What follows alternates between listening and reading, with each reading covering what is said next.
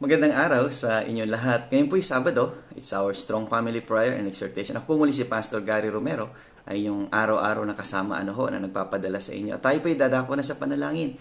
O aming Ama, kami nanalangin sa inyo muli. At pagpalain niyo po ang araw na ito sa lahat ng aming gagawin. At ang pamilyang Pilipino ay patuloy namin pinapanalangin at tanggapin si Jesus na maging kanilang Panginoon at tagapagligtas. Sa pangalan ni Jesus. Amen. Kumusta na po kayo? At ngayon po'y magdadako na tayo sa ating strong exhortation from the book of Ephesians chapter 5 and verse 30 na ho tayo. For we are His members, for we are members of His body, of His flesh, and of His bones. Ano ho ito? Ito po yung ating patutuo. Ano ho? Na tayo na ngayon ay kabahagi na sa katawan ng ating Panginoong Kristo. Naingatan natin ang ating patutuo na tayo ay maging masunurin sa kanyang kalooban, maging masunurin tayo sa kanyang mga aral.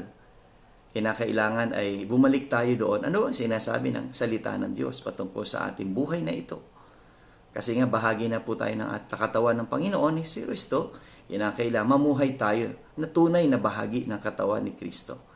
Na sumusunod sa kanyang kalooban, sumusunod sa kanyang mga aral, sumusunod sa kanyang mga tagubilin. Kung anong dapat natin gawin bilang isang anak niya, anong dapat natin gawin bilang isang pamilya ng Diyos. Kaya magpapatuloy tayo tomorrow sa ating Strong Family Prayer and Exhortation. God bless you!